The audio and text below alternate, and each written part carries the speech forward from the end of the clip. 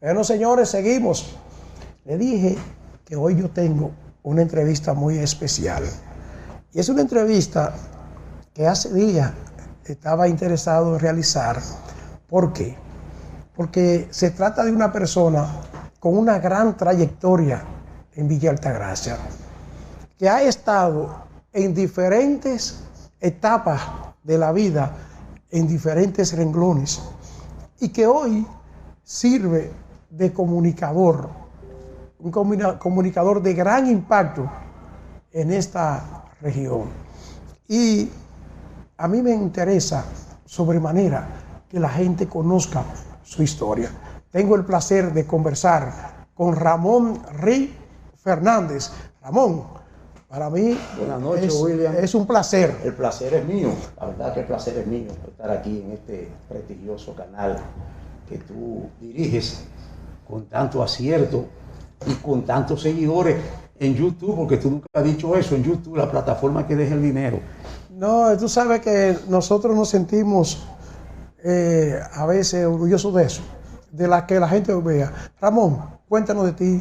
No. Ramón, primero, porque primero, mira, hablando de YouTube, YouTube nos mandó ya la placa de plata por los primeros 100,000 suscriptores. O sea que ya tenemos una placa. Eso es importante. Si fuera uno de los faranduleros, tuviera la placa aquí arriba, en el escritorio permanentemente. Pero como nosotros sabemos que esas son de las cosas. Ahora, uno ve todo lo que pasa en la vida y lo que tiene que darle gracias a Dios.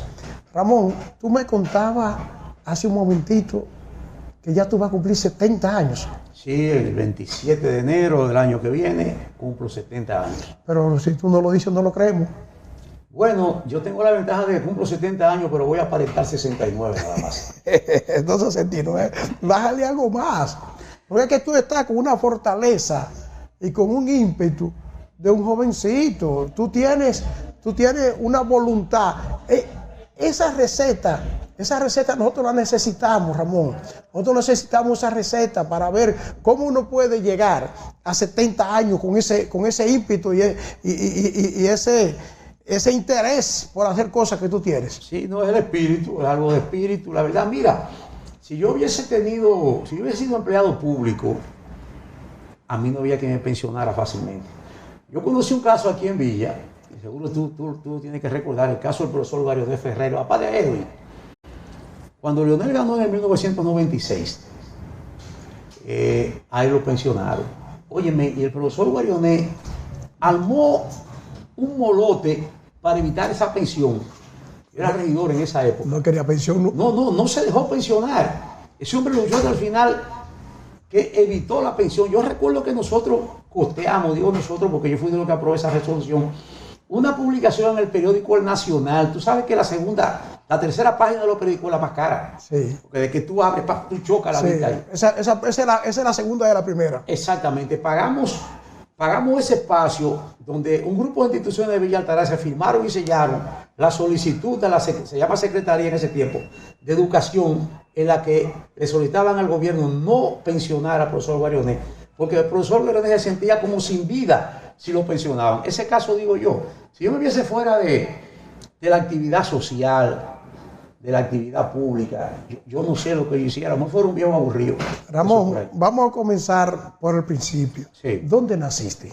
Yo nací accidentalmente en San Pedro de Macorís. Te digo accidentalmente porque cuando papá llega aquí a Villa Altagracia, más bien al Batey 43, papá vino de San Pedro de Macorís con mi mamá en una época difícil, 1951, apenas 5 años después de la Segunda Guerra Mundial. Tú sabes que esas guerras dejan una secuela económica larga. Era una etapa difícil de Pedro de Macorís. Papá era ebanista originalmente. Y aquí vino un cuñado de él a Catarey, llamado Rey La Peña, y puso el primer colmado como en el ingenio Catarey. Y después le puso ese colmado a mi papá en el Batey 43 para que se buscara la vida junto con mi mamá. ¿A qué se dedicaba tu papá en San Pedro de Macorís? Él era ebanista. Mi papá era ebanista. Sí, pero en ese tiempo la gente estaba en hacer muebles y esas cosas. Y le estaban pasando mal, la verdad. Por eso tuve que ser un defensor del ingenio y de la chimenea, porque yo siempre he dicho, no, pero los padres de la mayoría de nosotros aquí vinieron con una mano delante y una detrás, para no decir los sitios, buscando comida, buscando vida, y ese ingenio, el olor de la melaza lo atrajo y le permitió desarrollar una familia, casi todos esos profesionales que tuve aquí de Villa, los padres y los abuelos salieron de ese ingenio. ¿Y cuántos años tenía Ramón cuando llegó a Villa Altagracia? No, yo no había nacido, aquí que vengo a decirte, papá llega aquí en el 51, en el 51. Yo nazco en el 53. ¿Qué pasa? Cuando yo fui a nacer, no había hospitales en Villa. Entonces papá manda a mi mamá a San Pedro de Macorís a dar a luz. Entonces ya yo por eso nazco en San Pedro, pero a los 30 días de yo haber nacido, me trajeron ahí al Batey 43, donde estuve ahí una vida entre Macorís y el 43, porque yo estuve hasta los 4 años en el 43 en el Batey.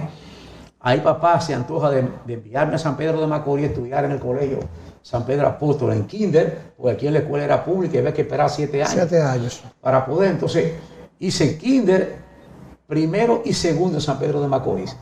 Yo vivía con mis padrinos, que era mi padrino y mi tío. Si ocurren esas cosas de la vida, que mi padrino tenía con mi madrina 21 años de casado y se divorcian. Y yo vivía con ellos y ellos no tenían hijos. Entonces ahí vengo yo con una prima mía llamada Belkis Botello, que ella la estaban creando también, hija de la hermana de Jorge Botello. Belkis Botello, yo la conocí, vivió en Bonao. En Bonao, exactamente, vive en Bonao. Vive en Bonao todavía, doña Belkis, amiga mía. Y esa es mi prima, y viene para acá, ella y yo, entonces para acá, para el Batey. Hice tercero en el Batey 43, cuarto y quinto en la Javier Angulo Uribe. En sexto vuelve me mandan para San Pedro, hago sexto, comienza séptimo en San Pedro de Macorís, pero ahí estalla la revolución. Papá me trae para acá, perdí ese año y me inscribo en séptimo curso aquí en la Javier Angulo Uribe con la profesora Yolanda Grosso. En Rumba daban ese curso ahí, estaba Rumba ahora. El negocio es 112 estudiantes en una aula, unos pupitres largos. Yo me sentaba exactamente en el medio de Juan Osiris Carela, que falleció antes de ayer, un sate de aquí de Villa. Sí. Y Wilson Gómez, que era hermano de Ramón Gómez y de Carlos Gómez, que falleció trágicamente hace ya muchos años. Yo estaba en el medio de ellos ahí. Y ahí paso octavo curso. Yo conocí al papá de los Gómez, que manejaba una camionetica. Ramón Gómez se llamaba. Ramón Gómez, que duró muchos años con esa camionetica. Sí. Cuando esa camioneta tenía muchísimos años, él falleció, la camioneta estaba nueva hasta que pasó a nuevas manos. Hasta ahí llegó la camioneta. Entonces, te digo, octavo lo hice aquí con el profesor Gregorio Weber y el bachillerato en Bonao. O sea, en Javier Angulo Uribe. ¿Te tuviste? Sí, Javier Angulo, no, Elías Rodríguez. En el Liceo Elías Rodríguez. En el Elías Rodríguez. En el Liceo Elías Rodríguez de Bonao. Exactamente. Tú te desenvolviste en 3 pueblos para el estudio. Exactamente. Entonces, hace el bachillerato completo en Bonao. El bachillerato en Bonao, sí. Y después, ¿qué decir? En la Universidad Autónoma, que ahí viene la gran paradoja, hago el colegio universitario, estoy desorientado, no sé lo que voy a estudiar, me envían al departamento de orientación profesional. Y te desorientaron. Ahí me desorientaron más porque me mandaron a estudiar comunicación o derecho. Y yo no quería, yo quería derecho, pero no me atrevía porque mi papá y mi mamá, no sé por qué motivo, porque eran gente que nunca se vieron envueltos en ningún caso judicial, tenían un concepto malísimo de los abogados. Malísimo. Yo no quiero ni decir lo que decían ayer los abogados. Y mira lo que es el destino. Mi mujer abogada, mi hijo, varón más pequeño, abogado también. Yo no sé qué hubieran pensado mi papá ahora mismo con una situación de este tipo. Yo en el medio de 2 abogados ahora. Eres entonces recomendado. Estudio medicina veterinaria. Pero lo que te dijeron la orientación era que estudiara comunicación o derecho. Entonces, ¿por qué decides entonces estudiar veterinaria? Mira, porque yo era un criador natural. Cuando yo estaba en la universidad, yo prácticamente costeaba mis gastos personales. Mi papá me ayudaba siempre bastante, pero otras cosas que tú no le puedes pedir a los papás, que hacen los jóvenes, ¿no? Y yo criaba cerdos. Yo tenía 32 puercas madres, criaba gallinas y criaba patos, y ese tipo de cosas. Al final me decidí a estudiar medicina veterinaria. Y mira, al final vine a terminar en la comunicación. Entonces, accidentalmente. Estudiaste veterinaria. Sí. Y eso tenía campo en ese tiempo, se podía vivir de ser veterinario. Sí, sí, te voy a decir por qué, porque ya en el último semestre se mete aquí la fiebre porcina africana. 1978-79, por ahí. Ajá, eso se metió ya en la postrimería del gobierno de Balaguer y la asume Antonio Guzmán con mucha certeza, con un tremendo ministro a quien él le dio todo el apoyo, que era Hipólito Mejía, sí, que terminó siendo presidente de la República. Ahí la medicina veterinaria, la agronomía, la zootecnia adquieren un gran empuje, porque Hipólito protegió a todos los técnicos del sector agropecuario, de ahí su liderazgo. Óyeme, nos montó a todos, ¿eh? No solamente nos nombró, nos montó a todos. Así dieron un motor de tejo. Un motor, sí, un motor me dieron grandísimo, un saltamonte. Sí. Decíamos de TEA eso. Exactamente, sí. Entonces, ¿tú trabajaste para el gobierno en ese tiempo? Sí, yo trabajé en la Dirección General de Ganadería. Tú sabes que yo empecé primero en el CEA, en una granja de conejos que tenía en Catarey, por razones de una situación personal que tuve con un administrador. Una cosa increíble. Por vaina de falda. El administrador se llama Manuel Edwin Firma me canceló. Entonces de ahí me cancelaron y me fui a la Dirección General de Ganadería. El director general de Ganadería, Marcelino Vargas de Bonao, también. También yo lo conocí. Tú lo conoces, fue profesor mío. Me dio 3 materias. Me dio zootecnia. Me dio producción animal. Zootecnia, fisiopatología de la reproducción. Y no recuerdo 3 materias. Pero un gran conocedor del área. Un gran conocedor del área. De las estrellas. Y para mí el precursor de la producción de leche en la República Dominicana. Yo fui donde él y el mismo día me nombraron. Entonces en el plan Pidagro, que era de prevención de brucelosis y tuberculosis. Plan Pidagro. Trabajé en agricultura hasta cuando llegó Jorge Blanco. Cuando Jorge Blanco ganó, ahí me cancelaron a todos los que ellos consideraban ligados a Marcelino Vargas, nos quitaron a todos. ¿Cómo incurre Ramón Rí en la política? Mira, en mi familia hay una tradición política por ambas partes. Por parte de mi mamá, le gustaba mucho la política, de Norge Botello, sobrino de mi mamá. Sí. Norge Botello. Por parte de mi papá, habían algunos políticos, entre ellos uno que era Horacio Rick, que fue un agrónomo y músico. Óyeme qué contraste. De la primera promoción de agrónomo de la República Dominicana, la primera escuela de agronomía de la República Dominicana, que eran unos técnicos, estuvo en Moca. Hablo de los años 30 y pico, ¿no? Y él era también músico, estudió en el conservatorio, era violinista. Y él cayó en desgracia con Trujillo, se fue de aquí del país exiliado. Venía la invasión de Cayo Confite, que la que no se dio, duró 22 años en el exilio y vivía en Venezuela esos 22 años. Él era músico de la Sinfónica de Caracas. Lo mató un carro, una muerte trágica de mi tío, lo mató un carro ahí en Caracas, así fue que falleció. Entonces, parece querido esa vena de la política por ambos lados, pese a que mamá y papá no les gustaba que yo participara de la política, nunca les gustó. Y tú tienes vena también de músico, de cantante, bueno, porque Fernando Casado es familia tuya también. Sí, Fernando Casado era primo de mi papá. Porque él es realmente Fernando Rick Casado. ¿Y cómo tú te preguntas, ¿y cómo William sabe eso? Sí, no sé cómo quién te dijo eso. Me lo dijo el propio Fernando Casado. Fernando Casado. La última vez que estuve junto con él fue en el Teatro Nacional, hace unos años atrás. Yo le hice una entrevista hace un par de años. A Fernando Casado. Y escribí un reportaje para un programa que yo hacía reportaje. Sí. De Fernando Casado. Sí. Fernando Casado, una historia tremenda. Sin embargo, yo lo único que toco es la puerta cuando no me abre. Entonces, Ramón, decide ingresar en política, ¿en qué año? Mira, tenía 17 años yo de edad cuando eso, fue en 1970. Quien me metió a mí a la política aquí fue Erasmo Silverio Parra. Chichi Parra fue que me cayó atrás y me metió a la política. ¿En el 70? En el 70, yo tenía 17 años, ahí es que vienen esos vínculos míos con doña Goyita, la abuela de Sergio. Sí. Yo salía de 80 casitas y ahí es que incursionó en la actividad política en el año de 1970. Ahí comenzamos en el PRD, que por ahí comenzó todo el mundo.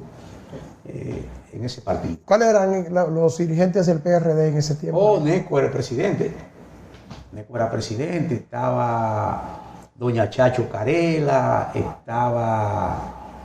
había un gran dirigente de aquí, de la 10 Casitas, estaba Ramón Lauser. Poca gente se acuerda de él, estaba ahí, estaba uno que falleció, que decían Pedro Pola. Pero el más connotado fue Neco. Y Eladio, que hacía pininos en la juventud en ese tiempo, Eladio Pérez, Eladio Pérez que fue un político destacado en Villa Altagracia. Sí. Entonces, ingresa en el PRD, Sí. como militante común ahí. Sí, pero donde hago más activismo político a nivel de la estudiantada. En Bonao yo fui secretario general del FREN, Frente Revolucionario Estudiantil Nacionalista. Incluso llegué a ser delegado regional en un congreso que hubo en la UAS, cuando eso Sotoy de Can era secretario general de la Federación de Estudiantes Dominicanos. En ese tiempo yo soy que represento parte del norte en ese congreso.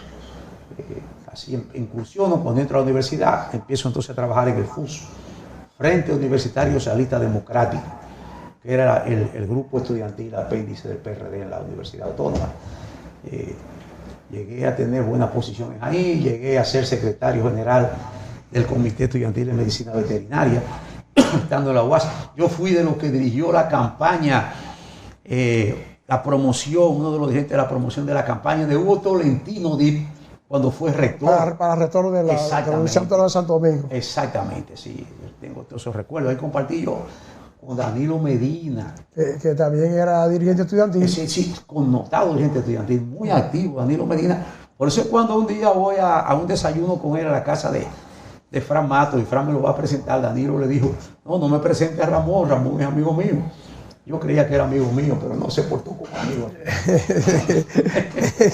Entonces, Ramón, en política, pero en el PRD no duraste tanto, porque te fuiste de ahí. No, porque ahí se funda el PLD. Se funda el PLD en el 1973.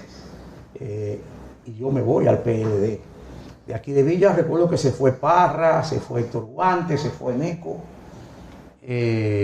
Principalmente esos tres, Ramón Lauser, Pedro Pola, que le decían. Y que a nombre de cuál está el nombre del local de ese partido, cómo era, que no recuerdo cómo está el nombre local del partido aquí.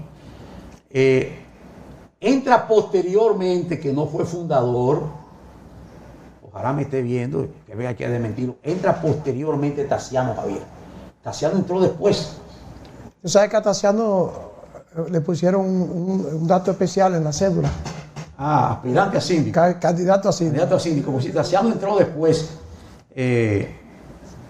a base de mucho convencimiento de Parra, de mí, principalmente Parra y yo incidimos mucho en el paso de Tassiano. Miguel Parra también estuvo junto con nosotros ahí. Miguel, el papá de Miguelina Parra, estuvo junto con nosotros ahí. Pero entonces ocurrió un acontecimiento que me saca del PLD sin yo querer. Y te voy a decir cuál fue la primera vez que lo voy a decir aquí. Mira, se forma entonces la UAS, cuando se divide el PRD, se forman en la UAS dos grupos. Se forma el FUS y el FEL. O mejor dicho, había una disputa por el nombre de FUS. La comisión electoral en ese tiempo lo que hace es que deja en stand-by el nombre de FUS y permite que los que continuaron en el PRD participaron de las elecciones con el nombre de FECET, que lo dirigía Henry Blanco, se llamaba.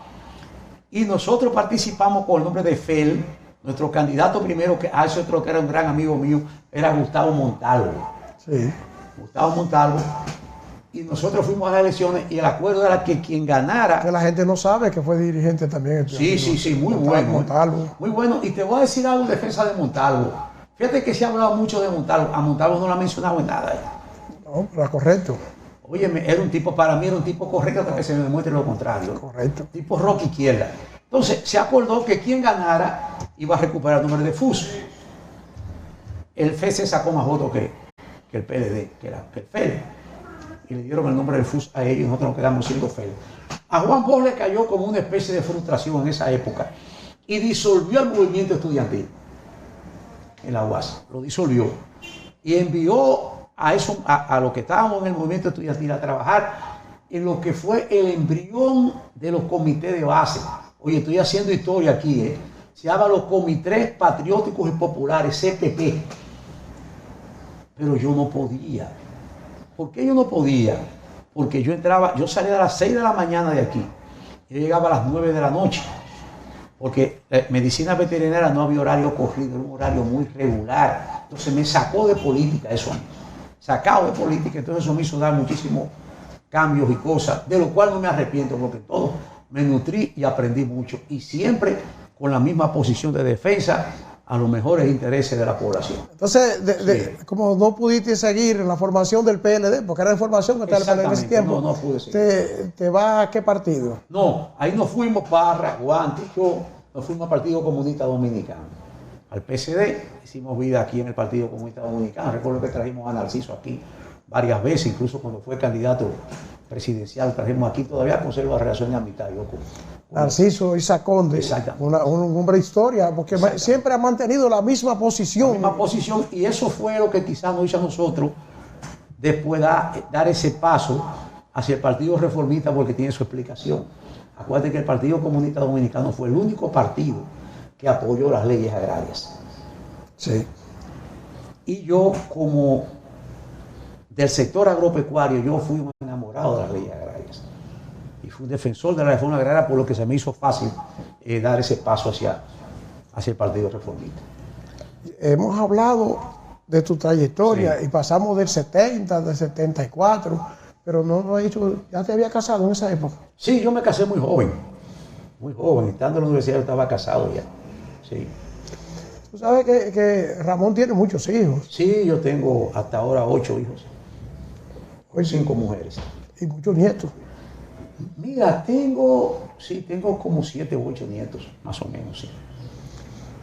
Y después que llegaste al Partido Reformista, dice, atraído por el apoyo a las leyes agrarias. A las leyes agrarias. No, y algo que me conmocionó mucho emocionalmente, no te lo niego, y políticamente me afectó mucho, los 4 años de Jorge Blanco.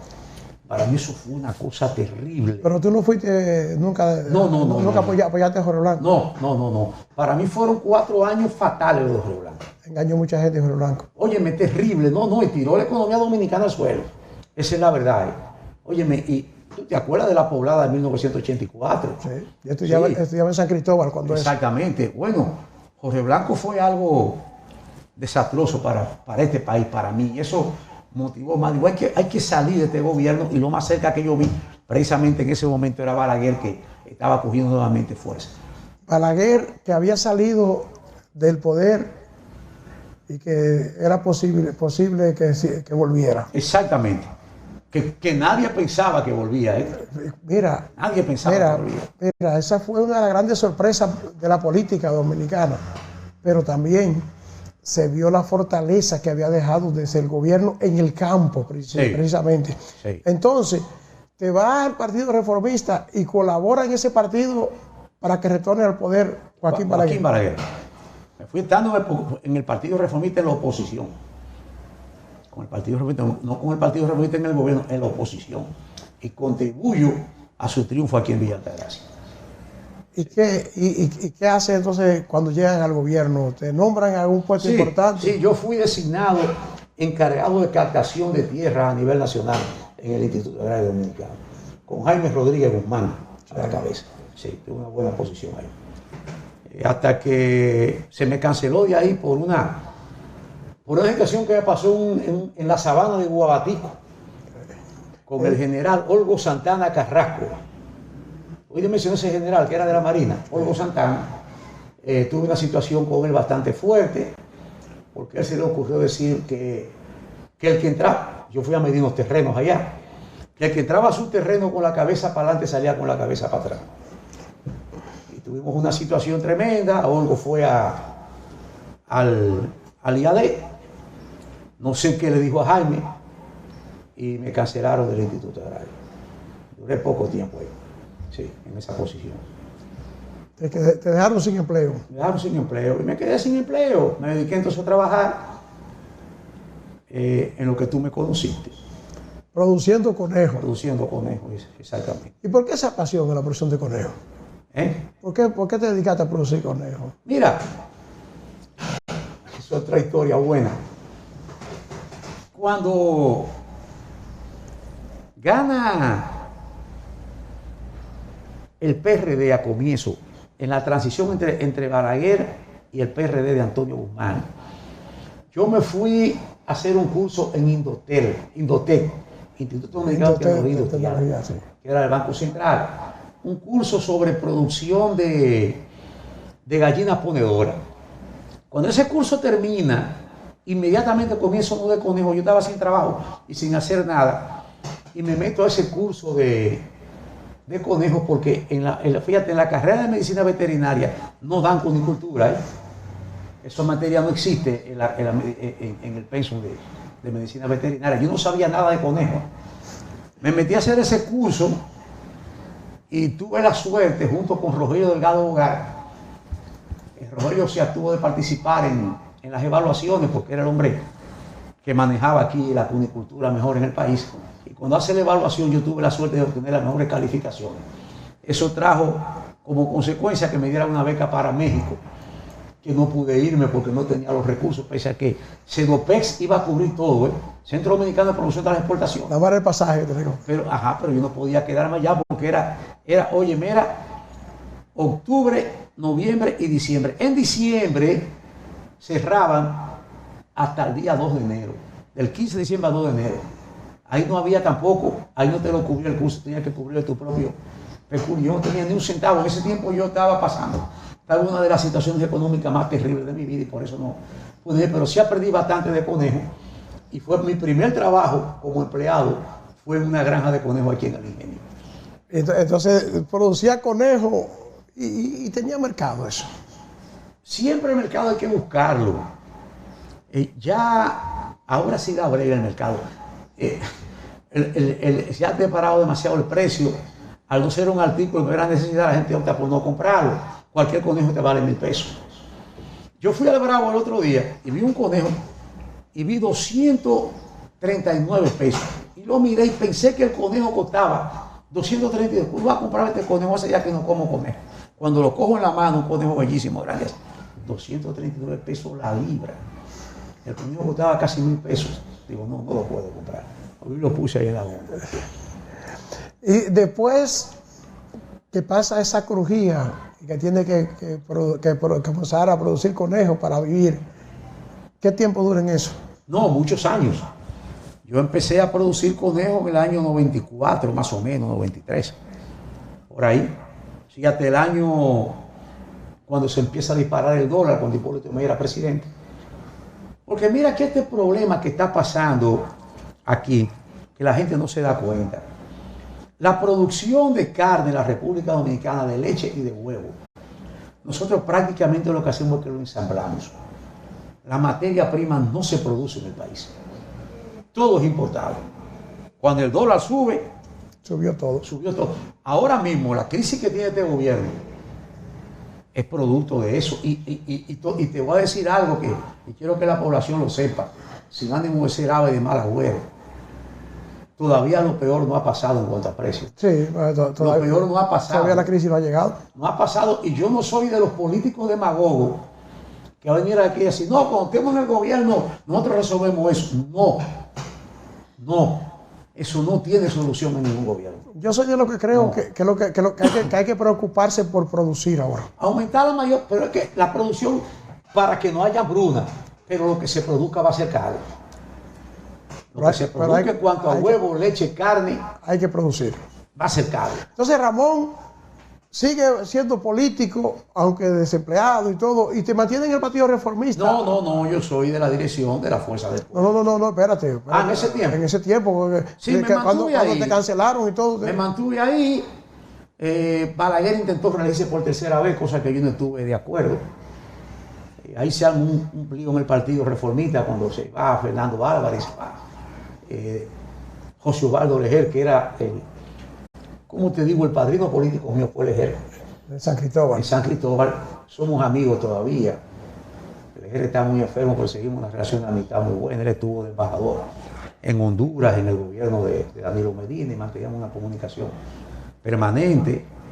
E incluso la hija mía, una que es periodista, Gabriela Riz, estuvo en Honduras y él la trató muy bien allá, la recibió muy bien, ese tipo de cosas. Cuando yo le escribí que iba para allá. Y entonces de ahí es que sale el asunto de la regiduría, un acuerdo que hubo. Entonces caigo yo como regidor aquí. ¿En qué año fue eso? Eso fue en el 94, 98. Una regiduría que yo nunca busqué. ¿Por el Partido Reformista? No. El acuerdo que hubo con la Unidad Democrática y la UD. La UD y el PRD. Exactamente. Ahí fue que yo caigo como regidor. Entonces, te postula, Osvaldo Lejer te hace las gestiones. Sí. Y te postulan a regidor y tú sales siendo regidor. Regidor, porque yo no iba. Óyeme, ¿qué pasa? Yo caigo accidentalmente como regidor porque en el acuerdo llevaron a Erasmo Silverio Parra como síndico en ese tiempo. Era síndico que se llamaba. Y a mí como vicesíndico. Una situación especial hizo que Parra renunciara. Y el que cae a ser candidato a síndico en el caso era yo. Pero yo no estaba en condiciones de ser candidato a síndico. Ni tenía los recursos, ni tenía la aceptación como para ser síndico en ese momento. Y ahí hay un tranque con el PRD y al final negocian, llevan de síndico a Robertico Jiménez y a mí me bajan a la primera regiduría. ¿Y quién ganó la sindicatura? Oh, Pedro Peralta. Fue la primera gestión de Pedro Peralta. Para el Partido Reformista. El Partido Reformista. ¿Y cuáles eran los 5? Porque eran 5 regidores. Éramos 5. De los 5 fallecieron 2 ya, desgraciadamente. Juan Reyes, Nene.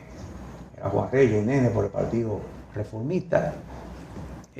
Ñoñón por el PLD. Y Martín Nivar y yo por el Acuerdo de Santo Domingo. Aprendí mucho de Martín Nivar, un gran dirigente. Martín Nivar. Pero esa no fue la única vez que Ramón Riz salió siendo regidor. Sí, fue la única vez porque después trabajé con Julián, pero fue como asistente de Julián Mateo. Sí, pero no como regidor. ¿Y cómo entonces después más nunca te postulas como regidor? Sí, me postulé cuando Julián quiso ser alcalde la segunda vez, pero por 71 votos no pasé. Faltaban 71 votos, pasó Cocolo en ese tiempo. 71 votos. Sí. Pasó Cocolo como regidor, aquí en el ayuntamiento. Sí. En ese tiempo era que se hacían los negocios de designar los directores municipales. Muchachos, eso fue lo último. El primero fue Juancito ahí en el puerto, que fue el primer distrito que se fundó. Eso era tremendo. Juan Díaz. Juan de Jesús Adames falleció recientemente. Un gran tipo. Ramón, entonces, te quedaste como en la UD. ¿Qué hiciste políticamente? No me quedé en la UD, no me sentía ahí, no estaba ahí. Realmente yo iba así accidentalmente por José Osvaldo Lejer, que insistió en eso, porque decía que quería tener a la gente como que fuera de él aquí en Villa Altagracia en una posición, pero no me quedé ahí, la verdad. No me quedé en ese tiempo, permanecí un tiempo prácticamente fuera de lo que fue el partidismo político y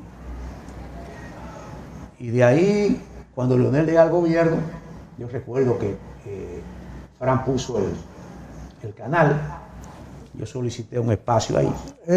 Vamos por partes, porque tú sabes que Leonel asume el gobierno. En el 2004. En el 2004, cuando Leonel volvió al gobierno. Exactamente. Entonces, cuando Leonel volvió al gobierno, designó a Frank Matos como encargado de bienes incautados. Y una de las empresas que estaba en los bienes incautados era Aster, sí, que pertenecía al grupo Baninter. Exactamente. Entonces, en su condición de jefe de bienes incautados, Frank Matos aprovecha y mete un canal por el sistema de cable de Aster en Villa Altagracia que se llamaba Villa TV. Y Ramón Riz dirigió a Villa TV. Sí, pero ya cuando yo tenía como un año trabajando en él, sale Víctor Mañaná de la dirección, llevan a Bolívar Heredia, entonces ahí pasa Fran al CEA, a Bolívar Heredia da un cargo muy grande, no podía ser director del canal, a mí me designan en el CEA como encargado del departamento de libre acceso a la información Y en adición a eso, me dieron la dirección del canal. Pero tú como que me estás volando algo. Sí. Antes de eso, tú estuviste en un periódico digital. Oh, fíjate, porque es que ambas cosas ocurren casi simultáneas.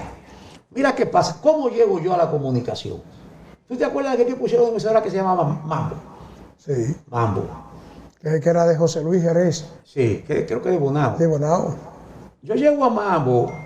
Que todavía quiere ponerla aquí. Todavía él sueña con eso. Que tuvo una gran acogida. Sí, sí, yo me Oye, acuerdo. yo llego a Mambo y a la comunicación a través de Daniel Miguel. Sí. Daniel Miguel tenía un programa los sábados. Me invitó al programa una vez. A la gente le gustó porque eso tiene una audiencia del carajo. Sí, se oía mucho. Era la única emisora que hay en Villa. Sí, a la gente le gustó. Y Daniel, tigre al fin, una fiera, me dijo, Ramón, te voy a invitar para la próxima semana otra vez, que a la gente le gustó la participación tuya. Me quedé con él ahí 3 semanas. A la tercera semana, Daniel Miguel se pelea con el director de Mambo. No sé qué le pasó.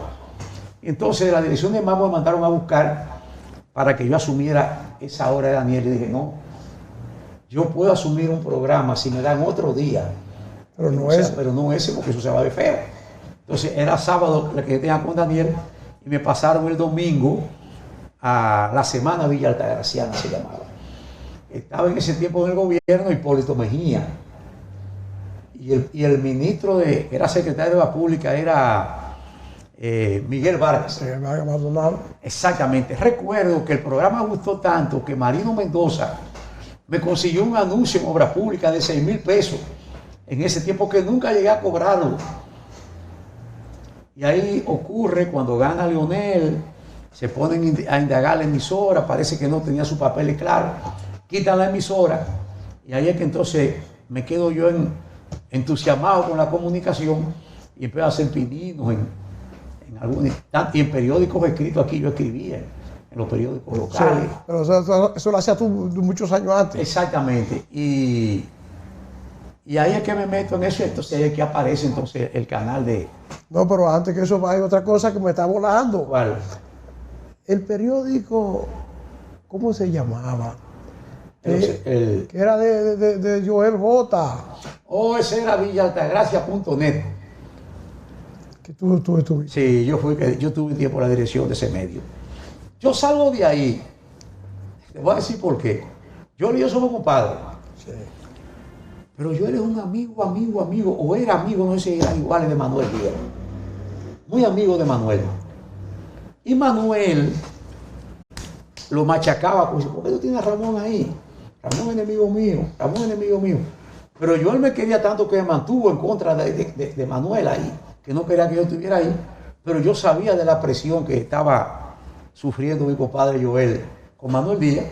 Y un día le dije yo a mi compadre, yo voy a dejar la dirección de su periódico y yo voy a hacer uno. No piense que es competencia, es que yo quiero seguir en esto, hay cosas que yo quiero publicar, que no me atrevo a hacerlo porque yo sé que le voy a causar un problema a usted con Manuel Díaz. Y ahí entonces que yo creo Villa Noticias, sí, que lo tengo hasta el momento todavía. Entonces, ya creas Villa Noticias y a ti te gusta escribir y expresarte a través de la escritura y comienzas a escribir cosas de Villa. Entonces, simultáneamente con el canal. Pero realmente así es increíble. Lo que me habían dicho a mí en la Universidad Autónoma en el 1973, vine yo a ponerlo en práctica en el año 2005. Y tiene un compromiso, porque comunicar es un compromiso. Y veo que es muy preocupado con los asuntos sociales.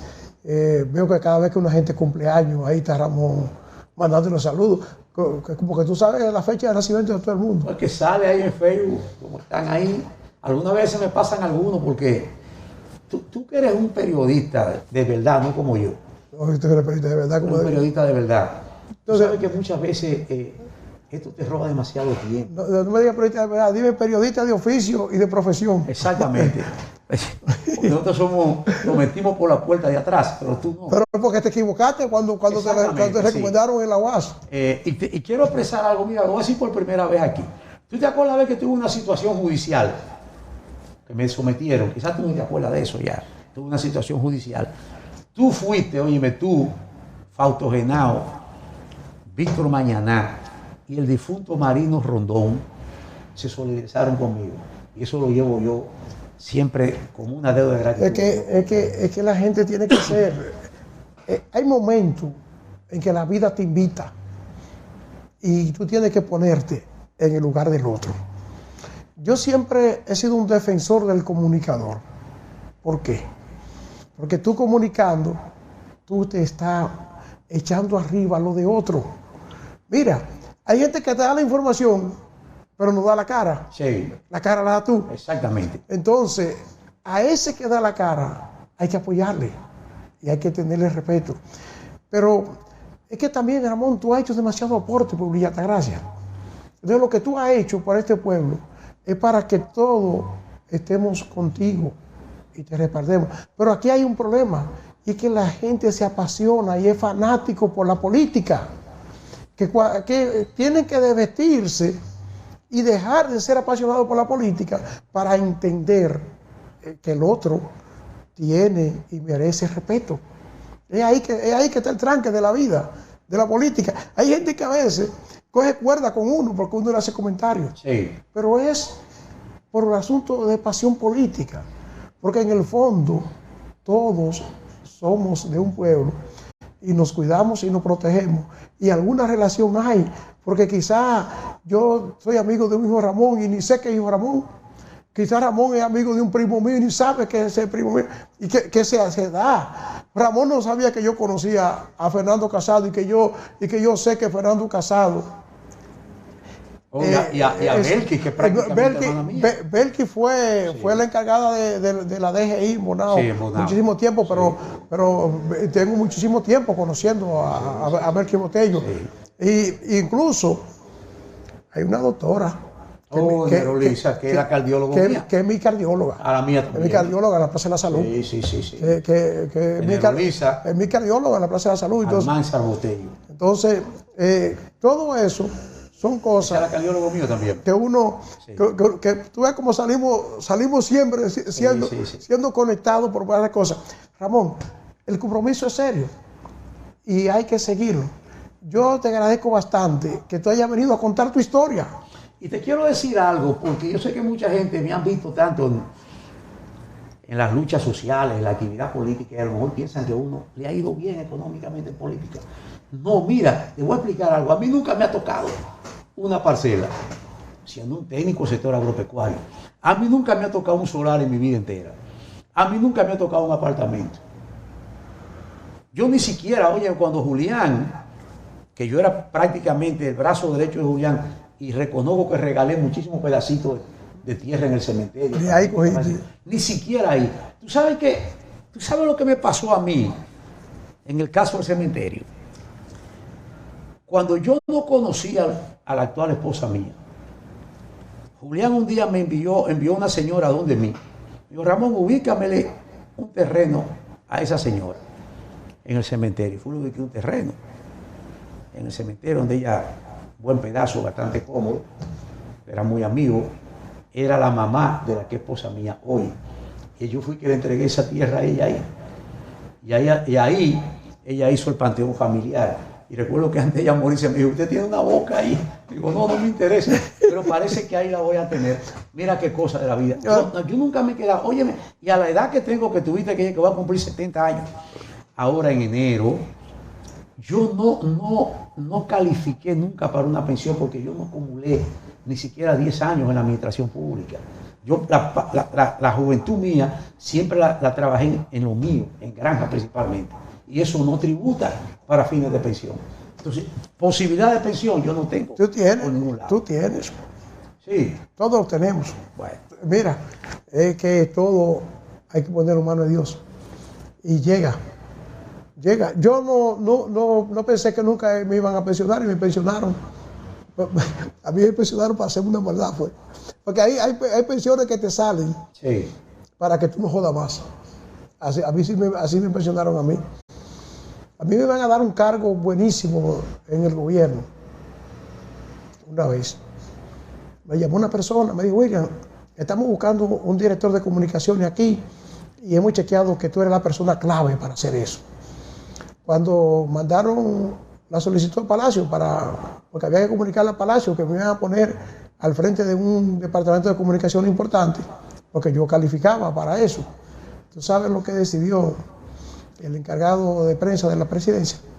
Que no, que a mí no me podían dar ese puesto, porque que ese hombre estuvo enfermo, que vamos a pensionarlo mejor. Pero no te hizo un daño.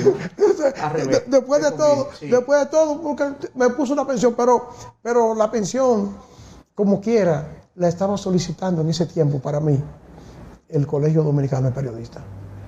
Oye. Digo, pero no es que no me gustaría, a mí no me gustaría, Sí, no con una hipocresía. No, a mí me gustaría tener una pensión pero por eso te digo, sí. Por eso te digo que no diga que no, que te puede tocar hasta por una gente que quisiera como hacerte una maldad, como la que me trataron de hacer a mí, que como tú dices, terminaron haciéndome un bien.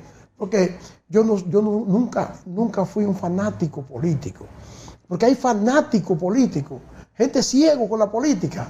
Pero yo nunca he sido un fanático político y lo que menos me interesa es la política partidarista. ¿Por qué? Porque yo digo que la política divide la gente. Entonces, el que es del PRD no quiere saber que el que es del PLD, el que es del PLD no quiere saber del reformista y siempre vivían matándose. Pero todavía más, Ramón, tú sabes que yo fui gerente de Relaciones Públicas del CEA. Sí. Yo nunca cogí un pedacito de tierra y siendo yo gerente de Relaciones Públicas del CEA fue que se vendieron los terrenos de la Jacoma Ruta, los de Cumayasa. O sea, todos los solares buenos que podía vender el CEA se vendieron en ese tiempo. Yo nunca tomé un solar. ¿Tú sabes por qué? Pues yo decía, si yo compro un solar aquí, que lo podía comprar porque no había problema con eso ni nada, ¿qué van a decir del director del CEA? Que lo que él trajo aquí fue para que se beneficie. Y nunca obtuve un pedacito, pero fue mejor así, pero todavía más.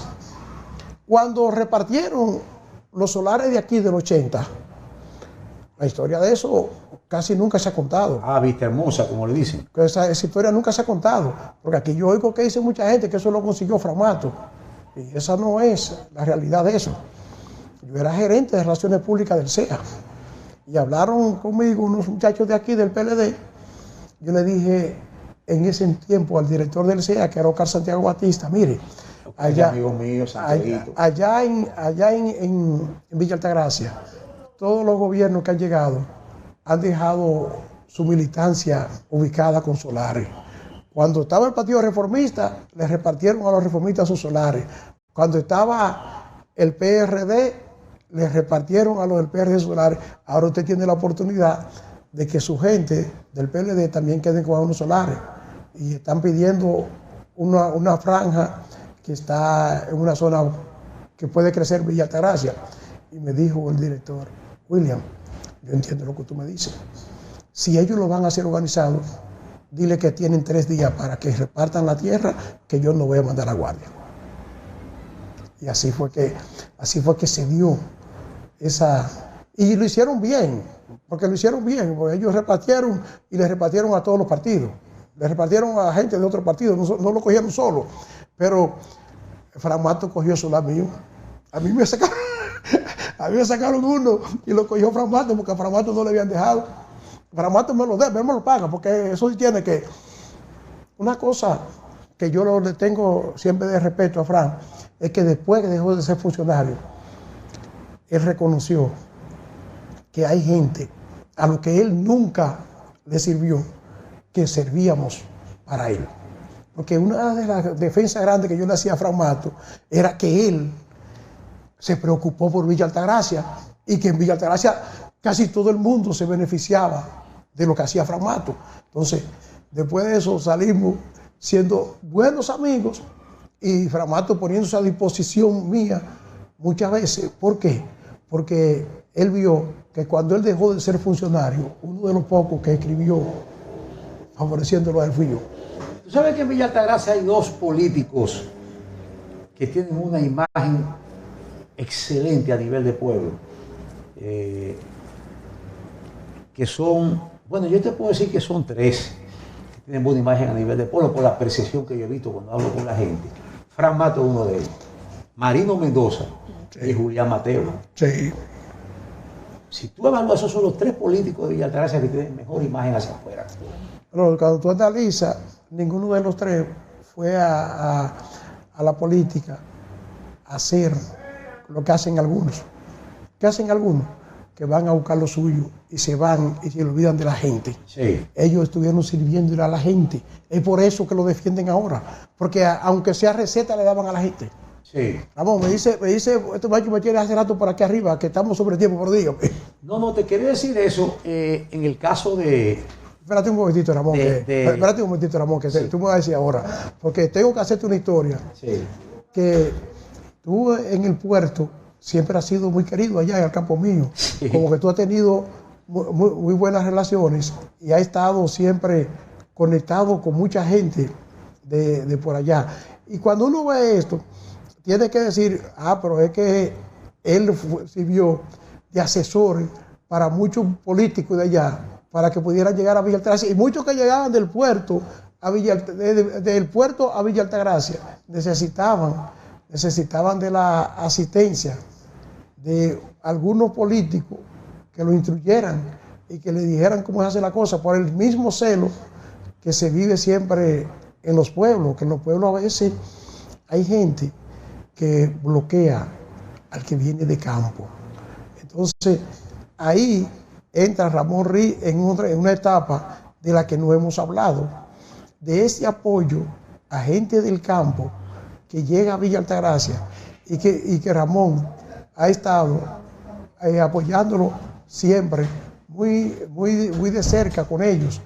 ¿Por qué Ramón Rí se ha dedicado siempre a darle ese apoyo a la gente que viene del campo en busca de abrirse camino en Villa Altagracia? Mira, tú sabes que yo soy de un batey. El batellero tiene una característica especial, me dijo un día a mí el hijo Antonio Blanco Peña, el país, que el batellero ni es del pueblo ni es del campo. Es como una especie intermedia, ¿no? Entonces, yo he visto muchas veces situaciones de ese tipo y he notado lo siguiente. Mira, los 3 distritos municipales de Villa Altagracia, yo he hecho mucha vida en los 3 distritos. En el puerto, en la Cuchilla, en Medina. A veces creo que soy más conocido en esos distritos casi que en Villa, que es mucho decir. Pero esos sitios son muy echados para adelante. Esa gente quizás porque le han puesto, porque vamos a ser sinceros, dicen que los del puerto son difíciles, pero cuando yo estudié aquí en el 7º y 8º curso, aquí le tenían como una especie de muralla a la gente del puerto y se burlaban de ellos. Sí. Se burlaban de la gente del puerto y le decían que los patica amarilla, porque tú sabes que el puerto era un barro rojo, amarillento, rojo, sí, o rojo, qué sé yo, los paticas rojas. Y quizás eso motivó a que la gente del puerto haya querido destacarse y se han destacado, y se han destacado mucho. El mismo caso de la Cuchilla, de Medina. Tú vas a una actividad de la Cuchilla y Medina, una gente allá, que campesinos puros, y cuando se paran y dan sus generales, son licenciados y doctores, la mayoría. Se han preocupado por prepararse. Médicos, abogados, ingenieros, profesores, muchos. El mismo caso del puerto. Entonces, yo soy de los que cree que esa gente hay que abrirle necesariamente las puertas siempre. Y le doy un apoyo. Mira, yo soy muy amigo de Radamés. Radamés Díaz. Ese es un gran tipo. Siempre ha estado aportando en el puerto. Exactamente, un gran tipo, Radamés Díaz, ahí en el puerto. Ahí vemos unos muchachos que están haciendo fininos en la comunicación. A Willow. Muy buenos. Sí, Willow. Un tipo que ha ayudado muchísimo al deporte. Sí, Willow. Exactamente. Así que eso son cosas a nivel militar. El puerto que ha dado los militares más destacados de Villa Altagracia. Hay unos cuantos. Exactamente, generales y cosas. Hay generales y hay muchos que vienen subiendo buenos. Hoy los mejores peloteros de Villa son de puerto. De puerto. Todos. Ahí tenemos a Juan Francisco que tiene récord aquí. Juan Francisco, Manuel Margot. Aquilino López. Neris. Sí. Severino, sí, que todos son de esa zona. Y eso es bueno. Yo por eso tengo además de eso, mira, el puerto tiene ese distrito municipal que yo me encuentro. Yo hubiera preferido ser síndico del puerto antes que se de Villa. Óyeme, solamente con esa área de los mogotes. Óyeme, el puerto es para mí el distrito municipal más maravilloso que hay en Villa Altagracia. Sí, esa es una gran realidad, pero... Y el desarrollo ecoturístico es para allá que está, para el puerto. Porque los arroyones pertenecen al puerto. Sí, pertenecen. Los arroyones pertenecen al puerto, pues todo de base para allá, todo pertenece. Exactamente. Y está el caso de, como te dije, de los mojos. Está Arenoso. Óyeme, una cosa tremenda. Oh, y los restaurantes mejores, ¿dónde están? Y los ganchos. Ah, los ganchos. Los ganchos es una belleza, ¿eh? Los ganchos, Arenoso y la cumbre. Y la cumbre, exactamente. La cumbre que pusimos el punto clave para que la gente comiera queso de hoja. Exactamente. Yo me siento cómodo cuando estoy en el puerto. No, que bueno. Muy cómodo. Es bueno. Y tú sabes que el puerto tiene una ventaja, que puede hacer el calor que haga, pero las noches son frescas. Son frescas en el puerto. Y la cumbre hace hasta frío. Sí, eso Sí, es extraordinario. Sí, así es. Así es. Ramón, aquí podemos amanecer hablando, pero No, yo sé que este muchacho, aquí sí. este muchacho hace rato que me... No, pero te agradezco mucho tu invitación. Espero, te voy a invitar pronto también a Villa Noticias para que hagamos un programa. No, cuando tú quieras. Tú sabes que nosotros lo que hacemos es comunicar. Y abrirnos paso es difícil en esta tarea, porque hemos tenido que hacer grandes inversiones. ¿Para qué? Para mantener plataformas independientes, que por aquí podemos decir lo que sea. Exactamente. Y nadie va a llamar y que va a decir, no me hable de fulano. No, aquí yo puedo hablar de que sea. ¿Tú sabes por qué? Porque todo lo que hay lo puso Dios. Y lo puso para que haya libertad. Ramón, Rick Fernández, muchísimas gracias, hermano. Un placer. Yo espero que siga cosechando éxito y que sepa que se le guarda un gran respeto por los aportes que usted ha hecho a este pueblo. Igual, William, acuérdate que te dije que tanto a ti como a Víctor Mañaná, Fausto Genao, el difunto Marino Rondón, que caramba, que murió, yo ni cuenta me di. Sí, le tengo un gran aprecio por su solidaridad. Tal vez en el momento más difícil que tuve de la comunicación, que es otro tema que trataremos algún día. Olvídese de eso, que seguiremos conversando. Señores, gracias por su sintonía. Nos vemos mañana, si Dios lo permite. Arnold Samuel, nos fuimos.